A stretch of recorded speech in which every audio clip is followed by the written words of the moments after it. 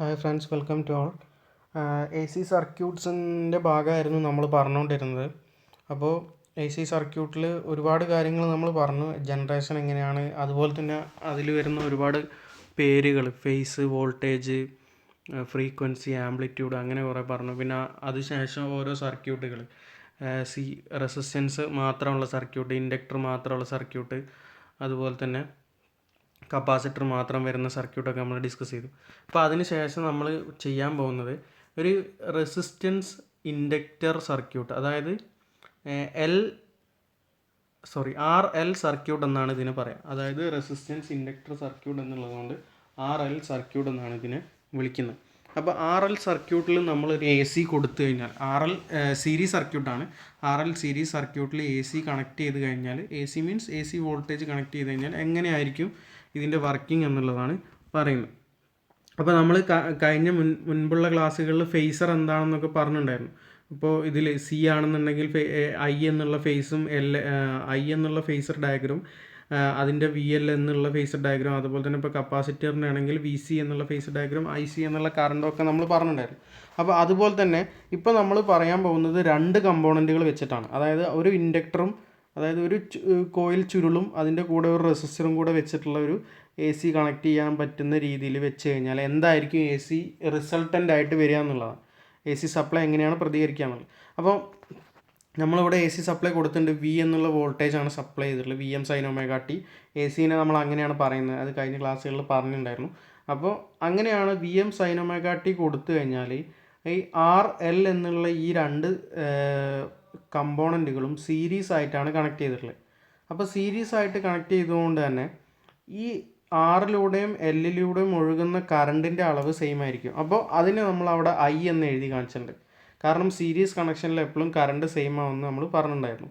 ചെറിയ DC സർക്യൂട്ടിലുള്ള പോലെ തന്നെയാണ് AC സർക്യൂട്ടിലും. സീരീസ് കണക്ഷൻ ആണെന്നുണ്ടെങ്കിൽ കറണ്ടിൻ്റെ ഫ്ലോ, എത്രത്തോളം കറണ്ട് പോകുന്നുണ്ടോ ആ അളവ് സെയിം ആയിരിക്കും.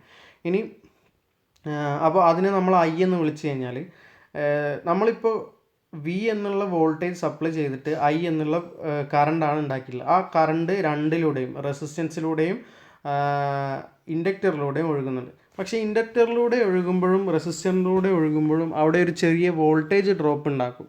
അതായത് ഇപ്പോൾ നമ്മളൊരു റെസിസ്റ്റൻസിലൂടെ കറണ്ട് ഒഴുകുകയാണെങ്കിൽ IR എന്നുള്ളൊരു ഡ്രോപ്പ് അവിടെ ഉണ്ടാവും.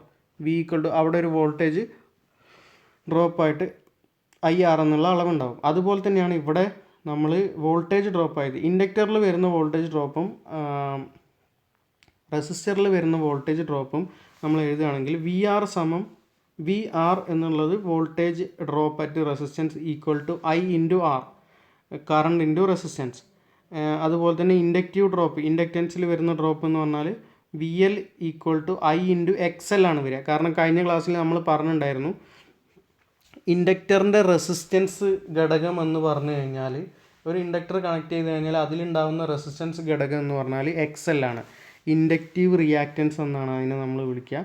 അപ്പോൾ XL ആണ് എന്ത് പറയുന്നത്, റെസിസ്റ്റൻസ് പാർട്ട് എന്ന് പറയുന്നത്. അപ്പോൾ അതുകൊണ്ട് തന്നെ VL equal to I into XL എന്നാണ് പറയുക. ഇനി XL എന്നുള്ളതിനെ നമ്മൾ മാറ്റി എഴുതിയിട്ടുണ്ടായിരുന്നു.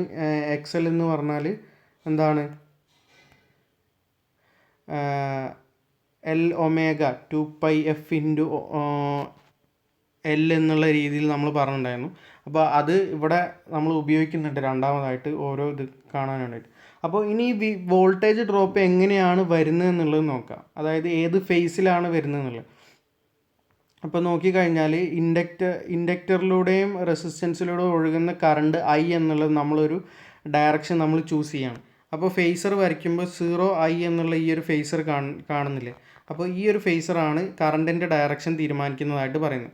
അപ്പോൾ കറണ്ടിൻ്റെ ഡയറക്ഷനായിട്ട് തീരുമാനിച്ചു കഴിഞ്ഞാൽ അത് ഒരു നിശ്ചിതമായിട്ടുള്ള, അല്ലെങ്കിൽ കോൺസ്റ്റൻ്റ് ആയിട്ടുള്ള സ്ഥിരമായിട്ടുള്ളൊരു വാല്യൂ ആയിട്ട് നമ്മൾ എടുക്കുകയാണെന്നുണ്ടെങ്കിൽ, അപ്പോൾ അതിൻ്റെ ഡയറക്ഷൻ വലതുവശത്തേക്കാണ് നമ്മൾ എഴുതിയിട്ടുണ്ട്. അപ്പോൾ ഇനി ഇവിടെ ഇൻഡക്ടറിലും റെസിസ്റ്റൻസിലും ഉണ്ടാകുന്ന ഡ്രോപ്പുകൾ VR എന്നും VL എന്നും എഴുതിയിട്ടുണ്ട്. അപ്പോൾ VRനെയും VLനെയും ഇതുപോലെ എന്ത് ചെയ്യണം, ഫേസർ ഡയഗ്രത്തിൽ ചേർത്ത് വെക്കണം. അപ്പോൾ ഫേസർ ഡയഗ്രത്തിൽ ചേർത്ത് വെക്കുമ്പോൾ VRൻ്റെ പ്രത്യേകത എന്ന് പറഞ്ഞാൽ നമ്മളെപ്പോഴും നോക്കണം, കറണ്ടിൻ്റെ ദിശയോട് അനുയോജ്യമായിട്ടുള്ള ദിശ തന്നെയായിരിക്കും. അതായത് എപ്പോഴും എ സി സർക്യൂട്ടിൽ റെസിസ്റ്റൻസും കറണ്ടും തമ്മിൽ എന്തായിരിക്കും, റെസിസ്റ്റൻസിൽ വരുന്ന കറണ്ടും വോൾട്ടേജും തമ്മിൽ ഇൻ ഫേസ് ആയിരിക്കും വരുന്നത്. അപ്പോൾ ആ ഇൻ ഫേസ് ആയതുകൊണ്ടാണ് കറണ്ട് എങ്ങനെയാണോ വരച്ചിട്ടുള്ളത് അതിൻ്റെ അതേ ദിശയിൽ തന്നെ എന്ത് വരച്ചിട്ടുള്ളത്, വി ആർ എന്നുള്ള വോൾട്ടേജ് ഡ്രോപ്പും വരച്ചിട്ടുള്ളത്. അപ്പോൾ വി ആർ എന്നുള്ളത് 0 to A എന്നുള്ള പോയിൻ്റ് വരെയുള്ളൂ. അതുകൊണ്ടാണ് ആ പോയിൻ്റ് കാണിക്കാൻ വേണ്ടിയിട്ടാണ് അവിടെ അത് എ എന്ന് മാർക്ക് ചെയ്തിട്ടുള്ളത്. അപ്പോൾ 0 to A ആണ് വി ആർ വരുന്നത്. അപ്പോൾ റെസിസ്റ്റൻസ് ഡ്രോപ്പ് വി ആർ എന്ന് പറഞ്ഞു കഴിഞ്ഞാൽ ഇൻ ഫേസ് വിത്ത് കറണ്ടാണ്. അതുകൊണ്ട് എന്ത് ചെയ്യുക, ഫേസിനോട് ഒപ്പമാണ് എന്നുള്ളത് കാണിക്കാനാണ് അതിൻ്റെ കൂടെ തന്നെ എന്ത് ചെയ്തിട്ടുള്ളത്, അതിനെ വരച്ച് വെച്ചിട്ടുള്ളത്. ഇനി ഇൻഡക്ടറിൻ്റെ വോൾട്ടേജ് നമ്മൾ പറഞ്ഞിട്ടുണ്ടായിരുന്നു. ഇൻഡക്ടറിൻ്റെ വോൾട്ടേജ് 90 ഡിഗ്രി ലീഡ് ചെയ്തിട്ടായിരിക്കും എപ്പോഴും വരിക എന്നുള്ളത്. അപ്പോൾ നമ്മളിവിടെ ഈ ഫേസർ ഡയഗ്രത്തിൽ വരച്ചതെന്ന് ശ്രദ്ധിക്കുക. ഐ എന്നുള്ള ഡയറക്ഷനിൽ നിന്ന് 90 ഡിഗ്രി ലീഡ് ചെയ്യുന്നത്, നമ്മളെപ്പോഴും എതിർ ഘടികാര ദിശയിലാണ് ഈ ഫേസർ ഡയഗ്രം റൊട്ടേറ്റ് ചെയ്യുന്നതായിട്ട് പറയുക. അപ്പോൾ ആ റൊട്ടേറ്റ് ചെയ്യുന്ന ദിശ നോക്കിക്കഴിഞ്ഞാൽ എതിർ ഘടികാര ദിശ എന്ന് പറഞ്ഞാൽ എങ്ങനെയാണ്, ഐയിൽ നിന്ന് ഈ ഇടതുവശത്തേക്ക് പോകുന്ന രീതിയിലായിരിക്കും വരുന്നത്. അപ്പോൾ അതുകൊണ്ട് തന്നെ 90 ഡിഗ്രി ഫേസ് ലീഡാണെന്ന് പറഞ്ഞു കഴിഞ്ഞാൽ ഈ ഐയിൽ നിന്ന് 90 ഡിഗ്രി കഴിഞ്ഞിട്ടാണ് വരയ്ക്കേണ്ടത്. അപ്പോൾ അതുകൊണ്ടാണ് വി എൽ എന്നുള്ളത് കറക്റ്റ് ഐ എന്നുള്ള കറണ്ടിന് പെർപെൻഡിക്കുലറായിട്ട് ലംബമായിട്ട് വരച്ചുള്ളത്. അപ്പോൾ എന്താണ്, ഐ എന്നുള്ള കറണ്ടിനെ അപേക്ഷിച്ച് നോക്കിക്കഴിഞ്ഞാൽ വോൾട്ടേജ് ഡ്രോപ്പ് വി എൽ എന്നുള്ളത് എന്തായി, ലംബമായിട്ട് 90 ഡിഗ്രി ലീഡ് ചെയ്ത പോലെയാണ് വരുന്നത്. അപ്പോൾ ആ ഗ്രാഫാണ്, അത് ഫേസർ ഡയഗ്രാമാണ് അവിടെ വരച്ചിട്ടുള്ളത്. അപ്പോൾ നമുക്കിനി നോക്കാനുള്ളത് വി എൽ എന്നും വി ആർ എന്നും പറയുന്നത് രണ്ട് ഫേസറുകളാണ്. പക്ഷെ നമ്മൾ സർക്യൂട്ടിൽ എപ്പോഴും ഒരു വോൾട്ടേജ് ഉണ്ടാവുള്ളൂ. നമുക്ക് അളന്നു കഴിഞ്ഞാൽ റെസിസ്റ്റൻസിൻ്റെയും ഇൻഡക്റ്റൻസിൻ്റെയും വോൾട്ടേജ് നമ്മൾ മെഷർ ചെയ്ത് കഴിഞ്ഞാൽ നമുക്ക് കിട്ടും. അങ്ങനെയാണെങ്കിലും വി എൽ എന്നും വി ആർ എന്നും അത് നമ്മൾ സാധാരണയായിട്ട് ആഡ് ചെയ്ത് കഴിഞ്ഞാൽ, കൂട്ടിച്ചേർത്ത് കഴിഞ്ഞാൽ നമുക്കൊരു നെറ്റ് റിസൾട്ടൻ്റ് വോൾട്ടേജ് കിട്ടാനുണ്ട്. ആ നെറ്റ് റിസൾട്ടൻ്റ് വോൾട്ടേജാണ് ഒ ബി എന്നുള്ള രീതിയിൽ നമുക്ക് മാർക്ക് ചെയ്ത് തന്നിട്ടുള്ളത്. അപ്പോൾ റിസൾട്ടൻ്റ് ഇത് വെക്ടറുകളായതുകൊണ്ട്, വെക്ടർ അല്ലെങ്കിൽ ഫേസറുകളായതുകൊണ്ട് ഒ എ എന്നുള്ള വി ആറും ഒ സി മാർക്ക് ചെയ്തില്ല, വി എൽ എന്നുള്ള ഇൻഡക്റ്റീവ് ഡ്രോപ്പും തമ്മിൽ കൂട്ടുന്നതിൻ്റെ ഒരു ഡയറക്ഷനാണ് നമുക്ക് ഒ ബി എന്നുള്ളതായിട്ട് തന്നിട്ടുള്ളത്.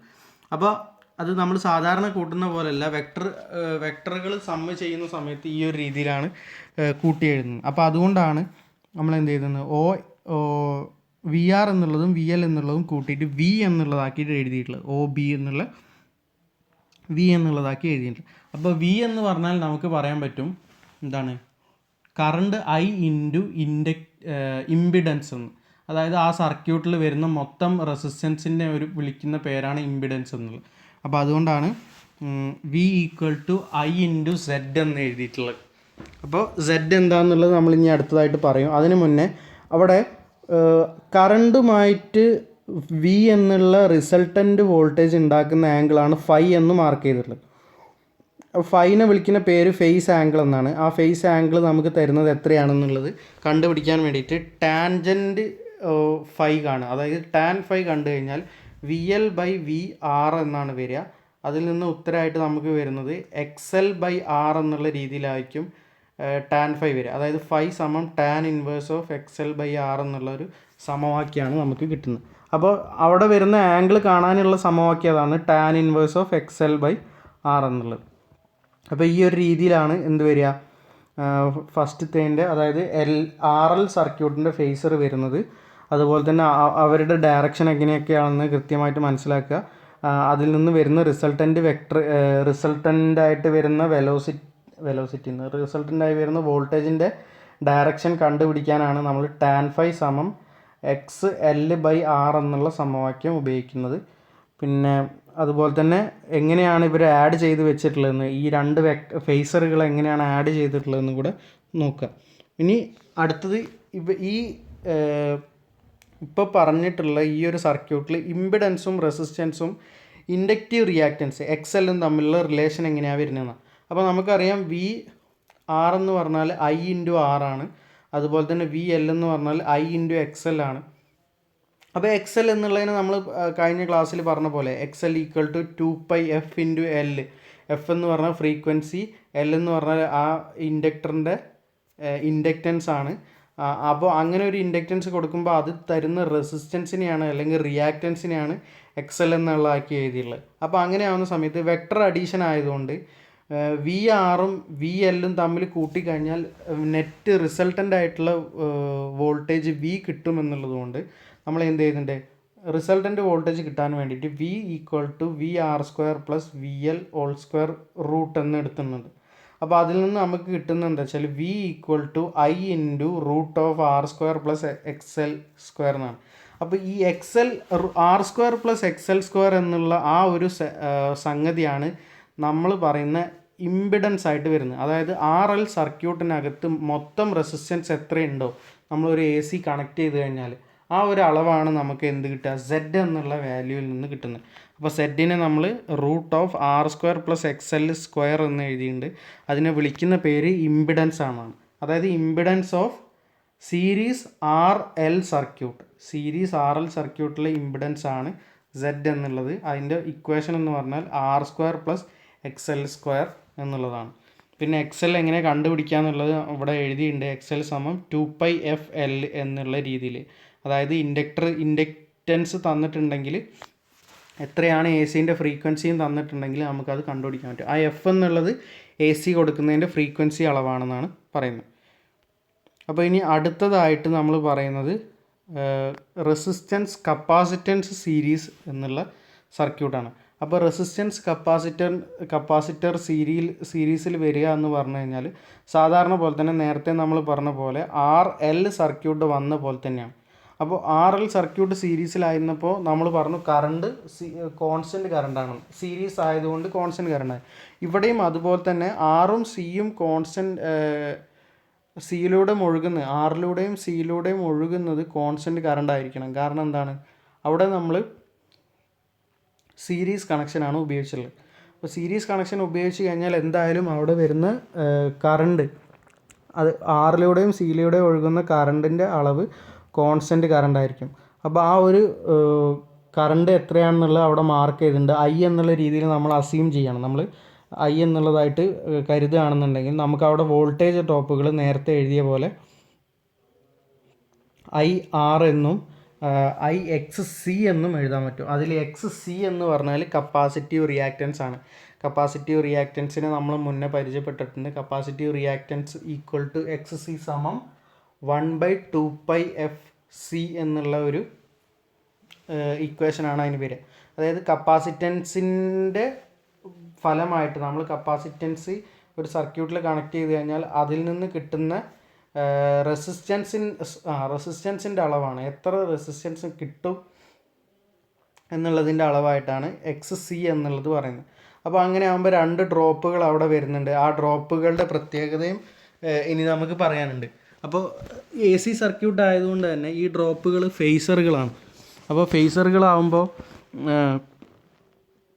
Phasor diagram വരയ്ക്കേണ്ടതുണ്ട്. അതുപോലെ തന്നെ ഏത് ഡയറക്ഷനിലാണ് കറണ്ടുമായിട്ട് ഏത് ഡയറക്ഷനിലാണ് ഈ ഫേസറുകൾ വരുന്നത് എന്നുള്ളത് കൂടെ നമുക്ക് നോക്കാനുണ്ട്.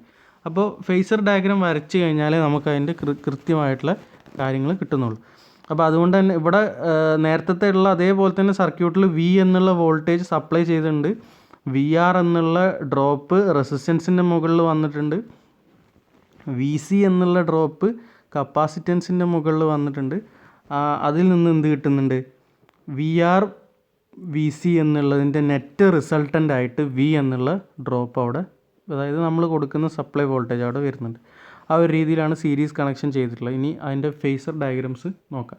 അപ്പോൾ ആദ്യമായിട്ട് നമ്മൾ നേരത്തെ പറഞ്ഞ പോലെ തന്നെ റെസിസ്റ്റൻസിൻ്റെ ഡ്രോപ്പായിട്ട് വരുന്ന വി ആർ കറണ്ടിൻ്റെ ഡയറക്ഷൻ ഏതാണോ അതിൻ്റെ അതേ ഡയറക്ഷനിൽ തന്നെയായിരിക്കും എന്ത് വരുന്നത്, ഫേസ് അത് ആയിരിക്കും വരുന്നത്. അതായത് ഇൻ ഫേസ് ആണ്. ഇൻ ഫേസ് എന്ന് പറഞ്ഞാൽ അവർ ഒരേ രീതിയിലാണ് റൊട്ടേറ്റ് ചെയ്യുക. അപ്പോൾ ഐ ഏത് ഡയറക്ഷനിലാണോ അതിൻ്റെ അതേ ഡയറക്ഷനിൽ തന്നെയാണ് വി ആർ വരുന്നത്. അപ്പോൾ അത് നോക്കി വയ്ക്കുക. ഐ എന്നുള്ളതിന് ഏത് ഡയറക്ഷനിലാണോ അതിൻ്റെ അതേ ഡയറക്ഷനിലാണ് വി ആർ എന്നുള്ളത് വരുന്നത്, റെസിസ്റ്റൻസിൻ്റെ ഡ്രോപ്പ് വരുന്നത്. ഇനി അടുത്തതായിട്ട് കപ്പാസിറ്റൻസിൻ്റെ ഡ്രോപ്പാണ്. കപ്പാസിറ്റൻസിൻ്റെ ഡ്രോപ്പ് വി സി സമം ഐ ഇൻറ്റു എക്സ് സി എന്ന് നമ്മൾ എഴുതിയിട്ടുണ്ടായിരുന്നു. അപ്പോൾ എക്സ് സി എന്നുള്ള ഭാഗം വരുന്നത് കൊണ്ട് തന്നെ കപ്പാസിറ്ററിലൂടെ ഒഴുകുന്ന കറണ്ട് എപ്പോഴും അതിൽ നിന്നുണ്ടാവുന്ന വോൾട്ടേജിന് 90 ഡിഗ്രി ലീഡ് ആയിരിക്കും. അതായത് കറണ്ട് ലീഡ് എന്ന് പറയുമ്പോൾ വോൾട്ടേജ് ലാഗാണ് പറയുക. അതുകൊണ്ടാണ് ഐ എന്നുള്ള കറണ്ടിനെ അതിനെ 90 ഡിഗ്രി പുറകിലാക്കുന്ന വിധത്തിലായിരിക്കും വോൾട്ടേജ് പോവുക. അതായത് ഐ ലീഡ് ചെയ്തിട്ടും വോൾട്ടേജ് ലാഗ് ചെയ്തിട്ടും. നേരത്തെ തിരിച്ചായിരുന്നു ഉണ്ടായിരുന്നത്. ഇൻഡക്ടറിലാണെങ്കിൽ ഐ പിറകിലും വി മുൻപിലും ആയിരുന്നു. ഇവിടെ വരുന്നത് ഐ മുൻപിലും വി സി എന്നുള്ള വോൾട്ടേജ് ഡ്രോപ്പ് ബാക്കിലുമാണ്. അതായത് കറണ്ടിനെ 90 ഡിഗ്രി ലാഗ് ചെയ്യുന്ന വോൾട്ടേജാണ് കപ്പാസിറ്റർ സർക്യൂട്ടിൽ ഉണ്ടാകുന്നത്. അപ്പോൾ അതുകൊണ്ടാണ് സർക്യൂട്ടിനകത്ത് ഇങ്ങനെ ഐ എന്നുള്ള വെക്ടറിൻ്റെ അല്ലെങ്കിൽ ഫേസറിൻ്റെ 90 ഡിഗ്രി പുറകിലായിട്ട് താഴത്തേക്ക് വി സി എന്നുള്ളത് വരച്ചിട്ടുള്ളത്. അപ്പോൾ അത് നോക്കുമ്പോൾ തന്നെ കൃത്യമായിട്ട് മനസ്സിലാവും ഐ എന്നുള്ളതിൻ്റെ 90 ഡിഗ്രി പുറകിലാണെന്നുള്ളത്. കാരണം പുറകിലാണെന്ന് പറയാനുള്ള കാരണം നമ്മളിത് ഫേസർ എപ്പോഴും റൊട്ടേറ്റ് ചെയ്യുന്ന സമയത്ത്, റൊട്ടേറ്റ് ചെയ്യാന്ന് പറഞ്ഞാൽ നമ്മൾ ഇതിൻ്റെ വാല്യൂ മാറുന്നതിനനുസരിച്ച് ഇതിങ്ങനെ ആ 0 എന്നുള്ള പോയിൻറ്റിനനുസരിച്ച് തിരിയും. അപ്പോൾ അങ്ങനെ തിരിയുന്ന സമയത്ത് എതിർ ക്ലോക്ക് ദിശയിലാണ് തിരിയുക. അതുകൊണ്ട് എ എന്നുള്ള പോയിൻ്റ് മുകളിലേക്കാണ് പോകേണ്ടത്. അതുപോലെ തന്നെ ബി എന്നുള്ളത് മുകളിലേക്ക്, ഐ എന്നുള്ള കറണ്ടും മുകളിലേക്ക്. അപ്പോൾ നോക്കുന്ന സമയത്ത് ഐ മുൻപിലും വി സി എന്നുള്ളത് പിറകിലും ആയിരിക്കും. അതുകൊണ്ടാണ് ലാഗ് എന്നുള്ളതായിട്ട് പറയുന്നു. ഓക്കെ, ഇനി അതിൽ വി ആറിൻ്റെയും വി സിയുടെയും റിസൾട്ടൻ്റ് ആയിട്ട് വരുന്ന വെക്ടറാണ് എന്ത് കാണിച്ചിട്ടുള്ളത്, വി എന്നുള്ളതായിട്ട്. വി സമം ഐ ഇൻറ്റു സെഡ് എന്നുള്ളതായിട്ട് കാണിച്ചിട്ടുണ്ട്. അപ്പോൾ വി ആറിൻ്റെയും വി സിൻ്റെയും റിസൾട്ടൻറ്റിന് നമ്മൾ ഒ ബി എന്നുള്ളതായിട്ട് വി എന്നുള്ളതായിട്ട് മാർക്ക് ചെയ്യണം. അപ്പോൾ ആ കറണ്ടിൻ്റെയും നമ്മൾ ആദ്യം സർക്യൂട്ടിലൂടെ ഒഴുകുന്ന കറണ്ടിൻ്റെയും റിസൾട്ടൻ്റ് ആയിട്ട് വരുന്ന വി എന്നുള്ള വെക്ടറിൻ്റെയും ഡയറക്ഷൻ, അതായത് വി എന്നുള്ള ഡയറക്ഷനല്ല ഫേസ് മാർക്ക് ചെയ്യുന്നതിനായിട്ടാണ് ഫൈ എന്നുള്ള ആംഗിൾ അവിടെ മാർക്ക് ചെയ്തിട്ടുള്ളത്, കോൺ അവിടെ മാർക്ക് ചെയ്യുന്നുണ്ട്.